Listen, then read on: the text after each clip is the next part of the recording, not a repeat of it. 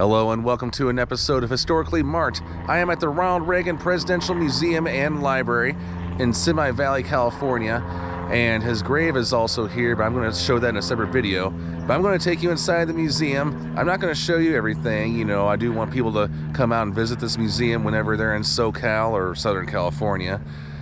But yeah, I'll definitely show you a lot of highlights that I liked and stuff that definitely showed his legacy in life, especially in the Oval Office. And just remember, this is a guy who came a long way from Tampico, Illinois, all the way to the radio, to big screen, to politics, to the governor of California, to the White House. And it's all going to be seen here. Lots of stuff to see. So join me on this journey. Here we go. All right, so from the parking lot, just follow the path. It'll guide you to the main entrance. And then this is the entryway to the museum. The doors of this library are open now and all are welcome. The judgment of history is left to you, the people. I have no fears of that, for we have done our best. And so I say, come and learn about it. That's from the Great Gipper himself. And here's another welcoming sign for you. But just keep going, and then you'll go into the courtyard. There's plenty of sitting areas. And remember, this is also a library too, so people are out here doing research. But where the fountain is, just pay your admission. You can also go online and reserve for there's a special exhibit going on. At this point when I'm doing this video, it's called Auschwitz. But I'm sure it's going to change all the time. But you have to reserve to view the special exhibit. You don't necessarily have to do that for general museum admission. This is the museum. Here's a bust. Second inauguration, sculpted by Robert Burks in January 2002. It's a gift from Arnold and Maria Schwarzenegger. Ronald Wilson Reagan was born in Tampico, Illinois, February 6, 1911. He grew up in nearby Dixon and considered it his hometown. This is his mother's Bible. He used it at both of his inaugurations, like he placed his left hand on that Bible. Swore to uphold the Constitution of the United States. It's kind of easy to forget that he was once an athlete, but he played on his high school football team, and that's his letter jacket. Those are some essays he wrote, but those are his ribbons, 1931 and 32. And that's from North Dixon High School. One of the books that he read, The Rover Boys at Big Bear Lake. His class ring and his TKE fraternity ring where I'm pointing at. And here's something I didn't know about Reagan. His first speech was when he attended a Eureka College during the Great Depression, and the college president wanted to cut courses and classes, certain ones, lay off professors, trying to save money that way. But Reagan's classmates chose him to deliver a speech protesting the cuts and calling for a student strike, though he was only a freshman. But nonetheless, Reagan later said, "Given that speech, my first was as exciting as any as I ever gave. For the first time in my life, I felt my words reach out and grab an audience, and it was exhilarating." That's the General Electric Theater, where you can watch a film based on him. Then we're going to go into his broadcasting days. He worked for WOC Radio in Davenport, Iowa. Paid $5 to announce the game. Then he worked for WHO. And then radio eventually led him to Hollywood. He was an announcer for the Chicago Cubs and taught the team into bringing him along to spring training on Catalina Island, which is in Southern California, not too far from Long Beach. But in April 1937, an old acquaintance in Los Angeles introduced him to an agent who helped arrange a screen test. And then from there, he won a contract with Warner Brothers. And then he later became president of the Screen Actors Guild, or SAG. And then here's something about Nancy and Ronnie. I didn't see anything about his first wife, Jane Weinman, but here's the wedding ring that the First Lady wrote. And the top her on the wedding cake, where I'm pointing at. But this room talks about his days as California governor. Elected in a landslide in 1966, served 67 to 75. Platform on protecting the environment, supporting education, cutting taxes, reforming welfare, shrinking government, both of his terms. That flag right there once flew in Vietnam. It was returned to Reagan in later years. Some old campaign signs.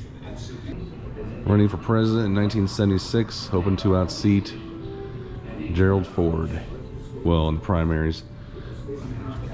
But of course, he was not able to unseat Ford.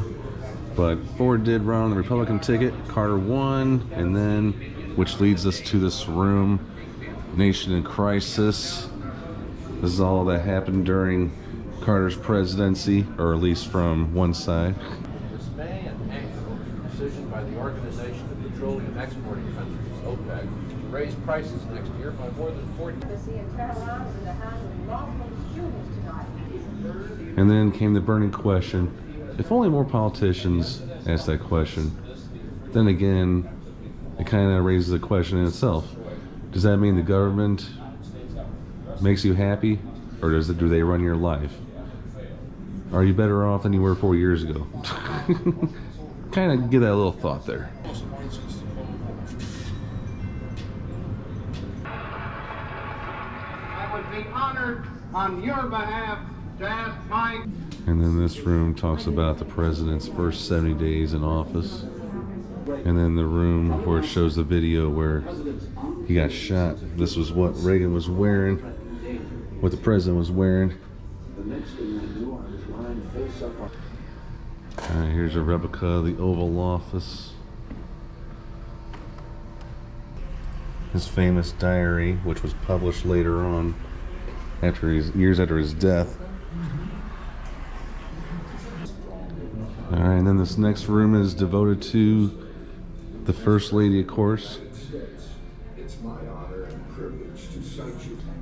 Nancy Reagan's famous campaign against drug abuse, Just Say No. I did not realize there was a Just Say No board game. Huh. I guess I was too young to remember it.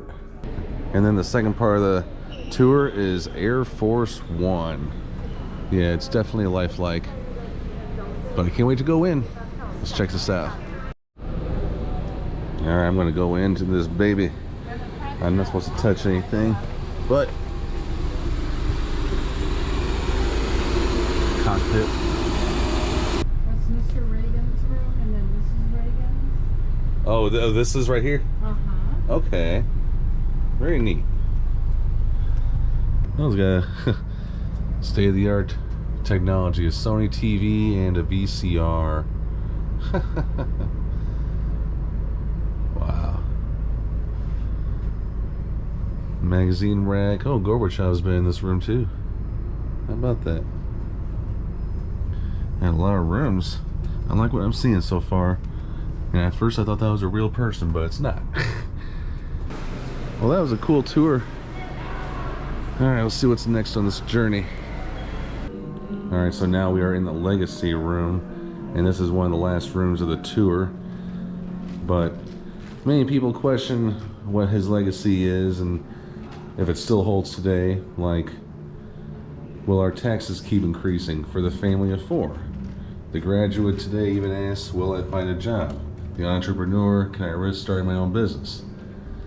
Come with me this way. Let's see, which one should I choose? Should I choose the will I keep my job from the factory worker? Or will our taxes keep increasing? Okay, let's see how Reagan did this. Check it out. Reagan said this on July 7th, 1981. If all of you will join with your neighbors to send the same message to Washington, we'll have a tax cut and we'll have it this year. And then President Reagan believed that excessive tax rates were slowing down the American economy. A typical middle-class family of four saw their federal income tax rates decline steadily during Ronald Reagan's presidency. He pushed through a 25% cut in marginal tax rates beginning in 1981. The Economic Recovery Tax Act of 1981 gave Americans a 25% across-the-board cut in marginal tax rates. It also indexed tax brackets. And, of course, I can go on and on about that. And then, on that back wall over there, it talks about events that happened. The Statue of Liberty. 1984 closed for a $250 million restoration. In 1986, it celebrated its centennial anniversary.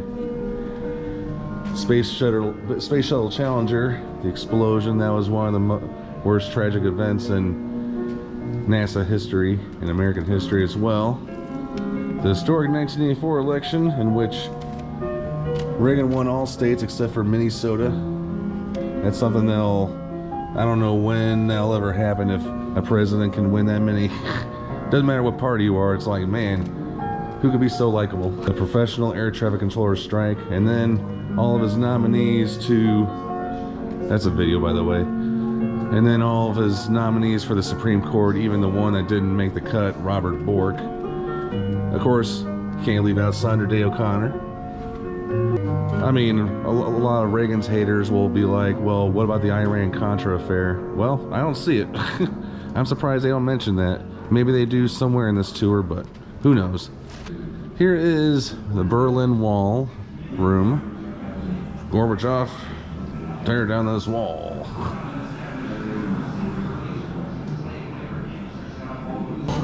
So besides communist leaders, there's also some other U.S. enemies that Reagan was up against during his presidency, like the Ayatollah of Iran, Fidel Castro, Cuba, Yasser Arafat, Gaddafi, Assad, and Ortega. Peace through strength.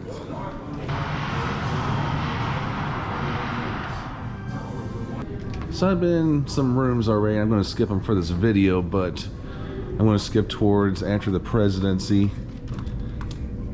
And so his farewell address, here's a quote. As I walk off, a final word to the men and women of the Reagan Revolution. We did it. We weren't just marking time, we made a difference.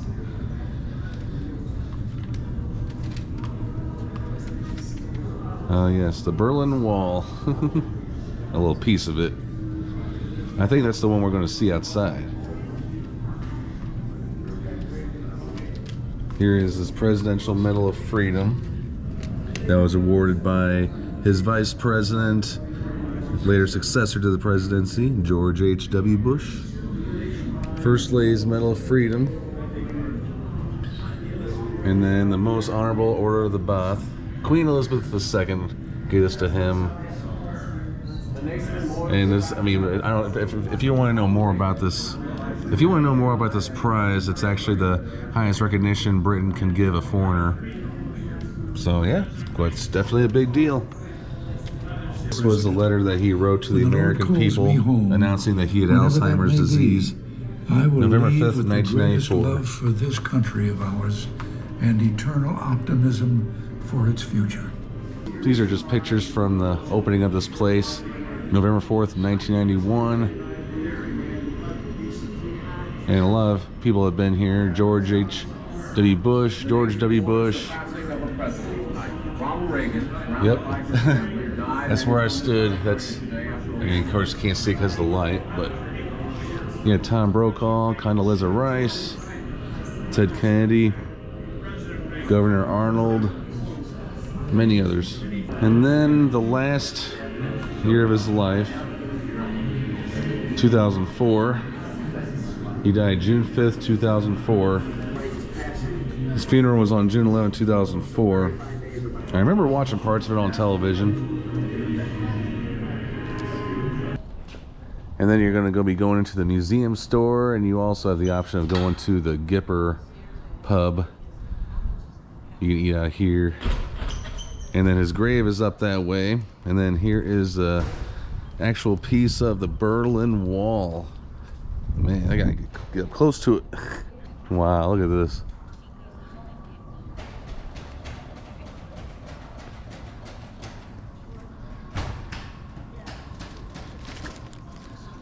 This is only the second time I've actually seen a piece of the Berlin Wall. First time was in Fulton, Missouri. All right, I'm going to do a separate episode on the grave site. All right, I am Jason at the Ronald Reagan Museum and Library in Simi Valley, California. Hope you enjoyed the tour, and don't forget to check out a couple other videos I have of Ronald Reagan related ones, so stay tuned. So I'm Jason, signing off.